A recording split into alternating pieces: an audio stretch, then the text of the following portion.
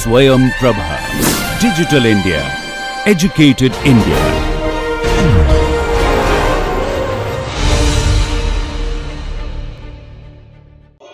Hello learners, welcome back to our lecture on the macroeconomics course. Today, the topic of our discussion would be money market equilibrium, and then we will be talking about the LM curve. So let us have a look at what all are we going to discuss today.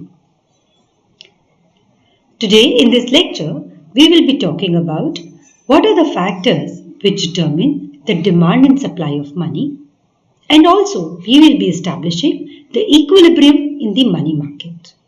Thereafter, we will derive the LM curve. We will understand that what is the shape of the LM curve, and then we will identify the factors which led to LM curve to shift. So, going back to the previous lectures, let us have a look at what all we discussed and how this lecture is going to proceed. We've already discussed in the previous classes what is the meaning of Keynesian cross and how it determines the equilibrium level of income in the goods market. Once we derived the equilibrium of the goods market, we derived the IS curve, which talked about the relationship between the rate of interest and the equilibrium level of income in the goods market. Today in this lecture, our focus would be on the money market. We will be talking about the demand of money and the supply of money and how the equilibrium is derived in the money market. And to understand that, we will be understanding the theory of liquidity preference, and then we will derive the LM curve. And of course, in the subsequent lectures, we will combining both the goods market and the money market and get the ISLM model. From the ISLM model, we will be getting the aggregate demand curve and the aggregate supply curve, which will help us to give the aggregate demand and aggregate supply model. So let's start with today's discussion. As just elaborated, the focus today will be on the money market. That is, we will be talking about the factors that determine the demand of money and what is supply of money, who manages the supply of money, and how this money market equilibrium gets established. Equilibrium in the money market basically means the equality between the demand and supply of money. That is, how much are the people demanding money and how much money is being supplied in that economy. So a very similar model that we do in the product market, where we talk about the demand of products and the supply of products and hence determine the equilibrium. The only difference here is our focus will be on the demand of money and the supply of money. So MD represents the demand of money. MS represents the supply of money. The point where money demand and money supply become equal, we say the equilibrium in the market has been established. Now, what is demand of money? Demand of money is basically a relationship between how much quantity of money people want to hold and what are the factors that determine how much quantity they wish to hold. For example, I say I wish to hold at least 100 rupees per day in my pocket. So what has led me to take that decision that I need that 100 rupees in my pocket every day? So demand of money is this relationship between how much money people want to hold and the factors that determine that quantity. Also, whenever we are talking about demand of money, learners, we are talking about the real demand of money. Real demand of money talks about how much money can buy the goods which you want to buy, how much quantity of goods that money can buy. Basically, we are talking about the purchasing power of money. So, whenever we will be talking about demand of money, we are always referring to these real balances. That is, the nominal money which you have in hand divided by the price level. Say for example, you say I want to buy apples and I've got 100 rupees. and the price of apples is, let us say, 20 rupees per kg. This means that 100 rupees which you have in your pocket can buy you how much? 100 divided by 20, that is 5 kg apples.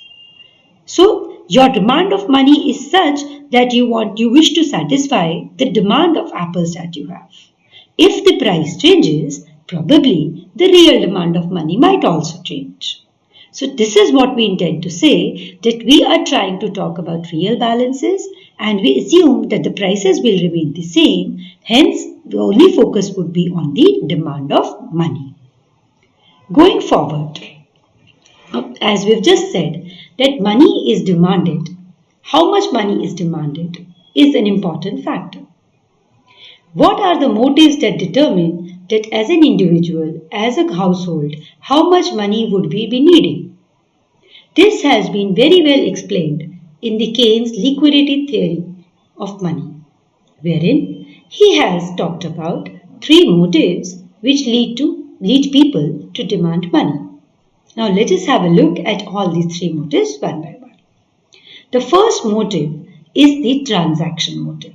That is, all of the households, everybody needs money because they want to exchange goods and services, because we want to buy goods and services.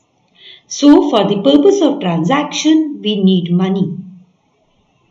But how much money do you need for the purpose of expenditure which you want to make on goods and services?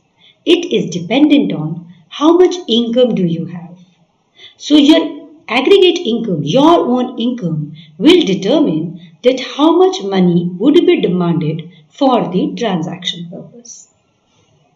And a simple logic is, if our income increases, we have a tendency to spend more. So means more the income would lead to higher transaction motive demand for money. The second motive for demand of money is the precautionary motive. That is, you need money because future is uncertain, because no one can predict our future. So to take care of our future needs, we need this money. So the demand of money is also for the unforeseen future, unforeseen circumstances, or maybe planning for something in the future. So precautionary motive demand of money is also determined by income. So both the first 2 motives, that is transaction motive and the precautionary motive, are dependent on the income. Higher level of income leads people to demand more money for the transaction motive and precautionary motive. The third very important motive that we have is the speculative motive. That is, people not only demand money for transacting or for the precautionary needs, but they also demand money because they would like money to earn something for them. So, speculative motive demand of money is determined by the rate of interest. For example, you can keep money as cash in your pocket, or you can invest this money in, let us say, bonds. So according to Keynes, when people have to decide that how much money will they invest in the bonds and how much money will they keep in cash, it will be determined by how much the rate of interest are they foregoing by keeping money in cash. Rate of interest is basically something which you will earn if you keep this money invested in something which is giving you some return. A higher rate of interest would mean that you earn more on it. Hence, your speculative demand of money would be less. So there is an inverse relationship between the rate of interest and the speculative demand of money. Whereas there is a direct relationship between transaction motive, precautionary motive and income. This can very well be explained with the following function. We have just said that the demand for real balances would hence depend, 1, with the real income, that is your money, your income divided by the constant prices of those goods. More income would lead to higher transaction and precautionary demand of money. But the demand for real balances would be inversely related with cost of holding money. That is, how much money, how much interest are you foregoing by holding money rather than other assets. As we just said, for example, you say that if I would not like to keep this money invested in any type of an asset, for example, bonds, for example, fixed deposits, for example, government bonds, which are risk-free. So, if the rate of interest is more on these assets, you are foregoing more income which you would have earned. Definitely, when you see you are losing more income, you will demand less of real balances or less of cash. So, we are saying that the real demand for balances would be directly related with real income because income is proportional or directly related to the transaction and precautionary demand of money, whereas speculative demand of money is inversely related to it. Now, this can be explained in an equation. That is, the demand of money, which is being represented by L, is equal to K times Y minus H times I. What is this Y? Y is the real income. I is the rate of interest. What is K and what is H? They are basically the sensitivity of the demand for real balances to the level of income and interest rates respectively. That is, this K, this proportion will determine that out of the total income, how much proportion would you keep in precaution and transaction demand of money. And this H is the sensitivity measure to know that how much people will demand real balances keeping the rate of interest in mind. So, this equation is called as demand of money equation, which in itself is explaining that Y is directly related to demand of money, whereas rate of interest is inversely related to the demand of money. What are K and H? K is the sensitivity of the demand for real balances to the level of income, that is out of total income, how much proportion are you going to keep for the transaction and the precautionary motive. And H is the sensitivity which is talking about the rate of interest. Okay, so this is for the speculative demand of money HI. KY is related to precautionary and transaction motive. This money demand we can represent graphically like this, wherein we are taking the y-axis, we are taking interest rates, and on the x-axis we are taking the demand of money. We have just seen the equation for this demand for money, which is L is equal to KY minus HI. When you plot this graph, this is showing that higher interest rate, the demand of money would be less. Particularly the speculative demand of money, because it is what is relating with the interest rates, right? So, higher interest rates would mean if you do not invest here in the assets, you will be losing more. Opportunity cost would be more. Hence, the demand of money would be less. But lower interest rates, you prefer keeping money with yourself rather than investing in the assets. So, the demand of money is more. Now, let us say there is an increase in income. Increase in income would mean you would demand your real balances for demand of money would increase. Hence, this curve will shift outside and we see at a higher level of income Y1, we see a higher demand curve. So, this shift of the money demand has taken place because your income has increased. As you can see, the equation was earlier L is equal to KY minus HI, but here in the next curve, your new demand equation, money demand equation is L is equal to K times Y1 minus HI. Because Y to Y1 there has been an increase in income and hence K times Y, this demand curve has shifted outside. Now, demand of money we have seen is determined by level of income and the rate of interest. But who determines the supply of money? The supply of money is determined by the central bank of any country. In the case of India, it is the Reserve Bank of India. The supply of curve of money, if you want to say, it shows the relationship between the quantity of money supplied and the market interest rates. That is, we are talking about that how supply of money is having a relationship between the interest rates. As we just said, money supply is determined by the central bank and the willingness of the commercial banks to lend money. So, we assume that none of us have a control on how much money will be supplied. It will be exogenously determined by the monetary authority, and we are assuming that it is unrelated to the prevailing interest rates in the market. That is, we are not taking it to be a simple upward sloping supply curve, that is, with more interest rates, more money supply will take place. Rather, we are saying that in this situation of money supply, since monetary authority has a complete control on how much money supply would be there available in the economy, it is unrelated to the rate of interest and supply of money is given to us or it is exogenously determined. So, let us have a look at this money supply curve. We just said the supply of real money balances is fixed.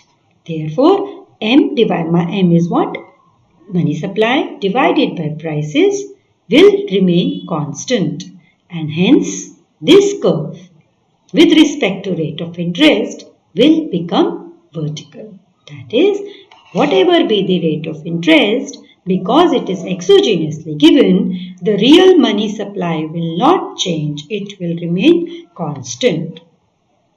So, it is a vertical supply curve. Money supply curve will be vertical, indicating that with a change in interest rate, there is no change in the real money supply balances. Now, let us understand the equilibrium of the money market. We have just said that the equilibrium of the money market is determined at a point where the demand of money becomes equal to the supply of money. So, this L curve represents the demand of money.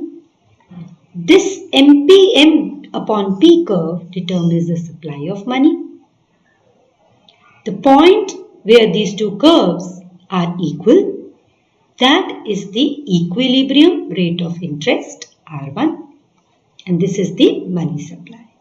So this is how the interest rate will get adjusted according to the equality between demand of money and supply of money.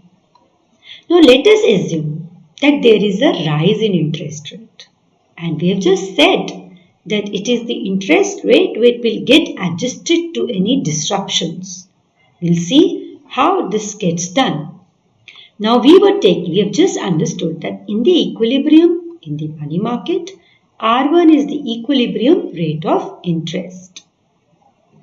Now let us assume that the central bank wants to increase this rate of interest. Reserve Bank of India, due to inflationary pressures in the economy, due to excess demand in the economy, wants to increase this rate of interest. How will it do it? It will do by reducing the flow of money in the economy, the supply of money in the economy. So, what we will see is that this money supply curve will shift inwards from M1 bar to M2 bar, from this black line to the red line. There is an inward shift of the money supply curve. Demand remaining the same, what will happen is that the rate of interest would rise to R2 because we have not seen any change in the demand of money. So the rate of interest increases due to a decrease in the supply of money. Now from this we will derive the LM curve. For that, let us have a look at first the market for real balances and then the LM curve.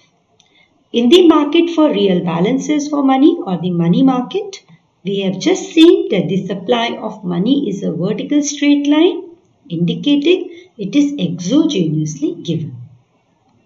Whereas, now for every equilibrium level of where money market is in equilibrium, you will have an equilibrium level of income. Let us say for the point where your money supply was M1, we have an equilibrium level of income as Y1. This L represents the demand of money with the given rate of interest R and the level of income Y1. This R1 shows that at this rate of interest R1, the equilibrium level of income is Y1. Assuming there is an increase in income from Y1 to Y2. Let's see what happens. What will happen? We have just seen if there is an increase in income, we will see the demand of money will shift upwards, because there will be an increase in the precautionary demand of money and transaction demand of money. Remember, we are not talking about a change in the rate of interest as of now. So you go to a higher level of equilibrium income at Y2. What will happen is that rate of interest will go up. The new equilibrium is at the rate of interest of R2. So this R2 in the market is getting tagged to Y2 level of income. If we join these 2 points, blue and red, we get a curve which is called as the LM curve. So what is this LM curve showing? LM curve is showing an equilibrium in the money market. All the points on the LM curve are showing equilibrium rate of interest and the equilibrium level of income. So all the points of LM basically show that in the money market, the demand of money and the supply of money are equal. More the income or more the output, more would be the rate of interest. Hence, the LM curve is upward sloping. Now you must be now wondering, why is it that when rate of interest rises, the income rises, or when the rate of interest falls, income falls? So let us understand that. An increase in income, we have just seen, raises the demand of money. More money would be demanded. Since the supply is fixed, there will be an excess demand in the money market at the initial rate of interest R1. Then the interest rate should rise. Then only this equilibrium would be established, because the demand is more, supply is fixed. So what will happen is that the cost of this money will rise. What is the cost of money? The rate of interest. So the rate of interest has to rise if the equilibrium has to be maintained in the money market. Therefore, your LM curve becomes upward sloping. Now, what will happen if the money supply changes? If money supply increases? Going back to original equilibrium, the rate of interest is R1 at the money supply M1. So, R1 is the rate of interest, M1 is the money supply. The point of R1 shows that there is equilibrium in the money market because the demand of money curve L is equal to supply of money curve M. Now, let us say there is a decrease in the money supply by the monetary authority. They decide to reduce the supply of money. So, automatically, our demand of money has not changed, but the supply of money curve has changed. Hence, we will see that the money supply curve shifts inwards from M1 bar to M2 bar. That is, from this black line to the blue line. It has shifted leftward or it has shifted inward. New equilibrium is established at a higher rate of interest R2. There is no change in income. There is a change only in the rate of interest because the supply of money got reduced. So we get to a new equilibrium point R2, and hence we see if the same Y1 is there, this means the shift will take place due to in the LM curve. So LM curve shifts from LM1 to LM2, which is a higher money market curve where the rate of interest at the same level of income is more. Similarly, if the monetary authority decided to increase the money supply, everything reverse will take place. That is, your money supply curve, instead of shifting inside, will shift outside. If it shifts outside and if we have to maintain equilibrium in the money market, the rate of interest will fall. A fall in the rate of interest at the same level of income would mean your LM curve to shift downwards. When the money supply reduced, it showed that your rate of interest moved upward at the same equilibrium level of income. So money mark LM curve moved upward. If money supply increases, rate of interest will fall and LM curve will shift downwards. So a change in money supply will lead to a shift in the LM curve. So students, what we have discussed today is we have understood that the money market equilibrium is established where the demand of money gets equal to the given supply of money. There are factors which determine the demand of money, and supply of money is determined by the monetary authorities, hence it is taken as exogenous. Then we understood that the demand of money is determined, or the demand for money is because of three motives. That is, transaction demand of money, precautionary demand of money, and speculative demand of money. Transaction and precautionary demand of money is dependent on the level of income. A higher level of income would mean higher demand of precautionary and transaction motive. The speculative demand of money is inversely related with the rate of interest because it tells you that what is the cost of holding assets. If you have to hold, if your rate of interest is more, you would like to keep less real balances and keep your money invested somewhere because your opportunity cost of real balances is more. After knowing the equilibrium in the money market, which was derived through the demand for money and supply of money, we got the LM curve. What is LM curve? LM curve is the schedule of combination of interest rates and income such that the money market is in equilibrium. LM curve, I repeat again, is what? It is all the combination of interest rates and income such that the money market is in equilibrium. Here, I wish to draw your attention to the IS curve. IS curve was again the schedule of combination of interest rates and income such that the goods market is in equilibrium.